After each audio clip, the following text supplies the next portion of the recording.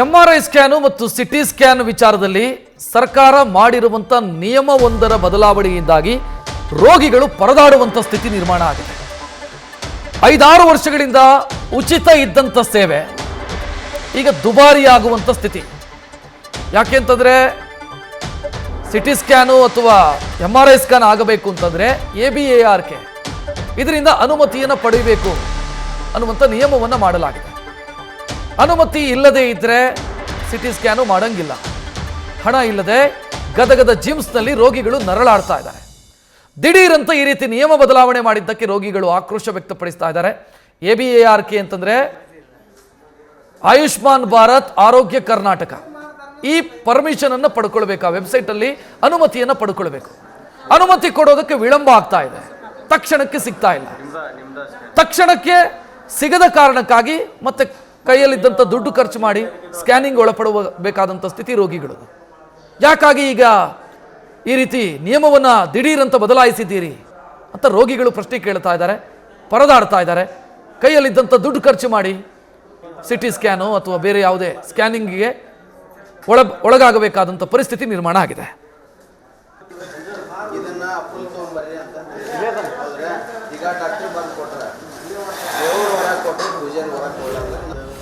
ನಮ್ಗೆ ಗರ್ಭಕೋಶ ಪ್ರಾಬ್ಲಮ್ ಇತ್ತು ರೀ, ಬೇರೆ ಕಡೆ ಸ್ಕ್ಯಾನಿಂಗ್ ಅದನ್ನು ಮಾಡಿಸಿದ್ವಿ ರೀ, ಅದು ಸರಿಯಾಗಿ ಮೂಡಿಲ್ಲಮ್ಮ. ಇಲ್ಲೇ MRI ಸ್ಕ್ಯಾನ್ ಮಾಡ್ತೀವಿ, ಮಾಡಿಸ್ಕೊಂಡು ಬರ್ರಿ, ಬರ್ಕೊಡ್ತೇನೆ ಅಂದ್ರಿ. ಕೊಟ್ಟಿದ್ರಿ, ಬಂದ್ವಿ. ಇಲ್ಲೇ BPL ಕಾರ್ಡ್ ಇದ್ರೆ ಫ್ರೀ ಐತಿ ಅಂದರು. ಕೊಟ್ವಿ. ಇಲ್ಲಮ್ಮ ದುಡ್ಡು ಕಟ್ಟಬೇಕು ಅಂದ್ರಿ. ಇಲ್ಲರಿ ಫ್ರೀ ಅಂತಾರಲ್ಲ ಅಂದ್ರು.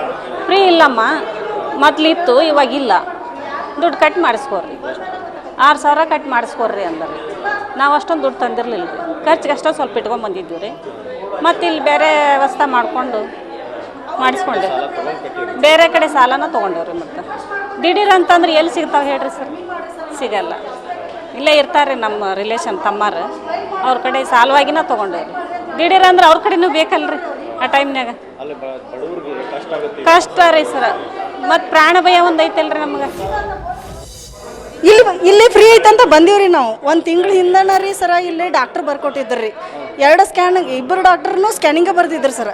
ಅವಾಗ ತಂದಾಗೂ ಇಲ್ಲಿ ಫ್ರೀನ ಐತ್ರಿ. ಆಧಾರ್ ಕಾರ್ಡ್, ಆಮೇಲೆ ನಂದು ರೇಷನ್ ಕಾರ್ಡ್ ಎಲ್ಲ BPL ಐತ್ರಿ. ಅವಾಗೂ ಏನು ಮಾಡಿದ್ರಿ, 3,500 ಅಂದ್ರಿ.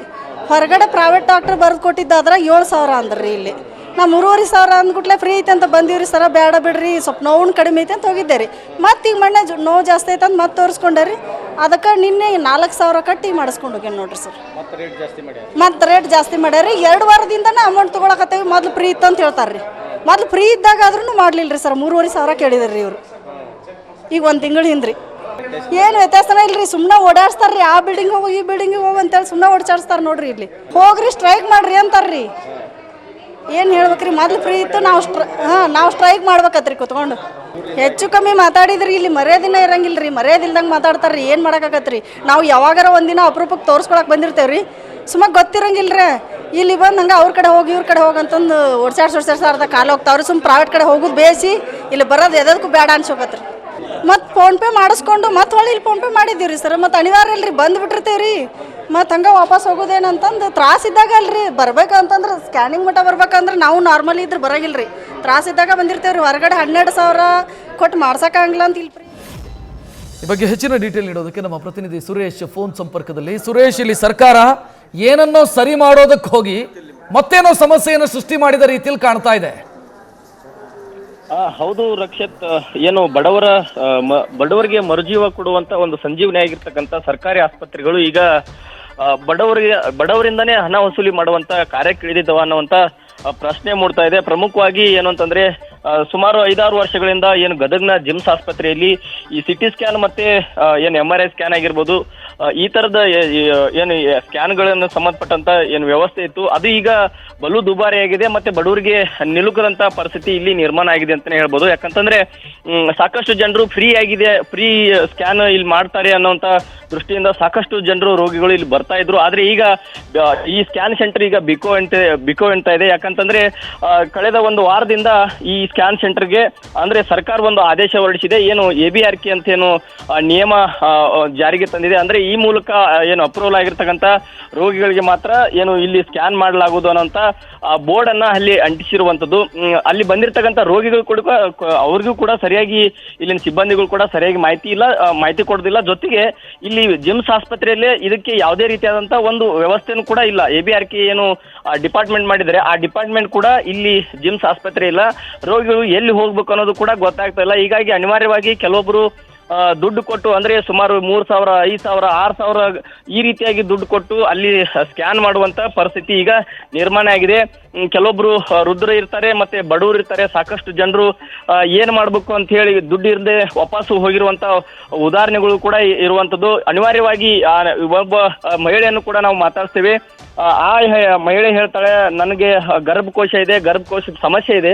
ಆ ಗರ್ಭಕೋಶ ಸಮಸ್ಯೆಯಿಂದ ಇಲ್ಲಿ ಬಂದಿದ್ದೆ, ಆದ್ರೆ ಡಾಕ್ಟರು ನನಗೆ ಈ ಸ್ಕ್ಯಾನ್ ಮಾಡಿದ್ರೆ ನಿನ್ನ ಅಡ್ಮಿಟ್ ಮಾಡ್ಕೊಳ್ತೀನಿ ಅಂತ ಹೇಳಿದ್ದಾರೆ. ಆದ್ರೆ ಇಲ್ಲಿ ನೋಡಿದ್ರೆ 6,000 ರೂಪಾಯಿ ಕಟ್ಟಲೇಬೇಕು ಅಂತ ಹೇಳಿದಾಗ ಅನಿವಾರ್ಯವಾಗಿ ನಾನು ಬೇರೆಯವರಿಂದ ಸುಮಾರು 6,000 ರೂಪಾಯಿ ಸಾಲವನ್ನು ಮಾಡಿ ದುಡ್ಡು ಕಟ್ಟಿ ಸ್ಕ್ಯಾನ್ ಮಾಡಿಸ್ಕೊಂಡಿದ್ದೀನಿ. ಹೀಗಾಗಿ ಇದೇ ರೀತಿಯಾಗಿ ಸಾಕಷ್ಟು ಜನರು ಈಗ ಪರದಾಡ್ತಾ ಇದ್ರೆ.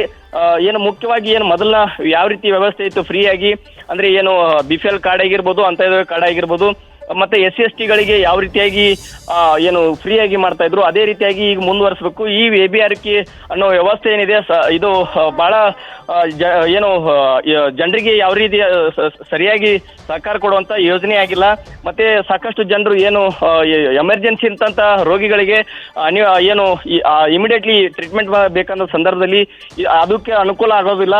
ಹೀಗಾಗಿ ಮೊದಲ ಯಾವ ರೀತಿ ವ್ಯವಸ್ಥೆ ಇತ್ತು ಅದೇ ರೀತಿಯಾಗಿ ನೀಡಬೇಕು ಅನ್ನೋಂತ ಇಲ್ಲಿನ ಜನರು ಒತ್ತಾಯ ಮಾಡ್ತಿದ್ದಾರೆ. ರಕ್ಷಿತ್, ಥ್ಯಾಂಕ್ ಯು ಸುರೇಶ್ ಮಾಹಿತಿಗೆ. ನ್ಯೂಸ್ ಫಸ್ಟ್ ನಿರ್ಭೀತಿಯಿಂದ ನಿಮ್ಮ ಪರವಾಗಿ.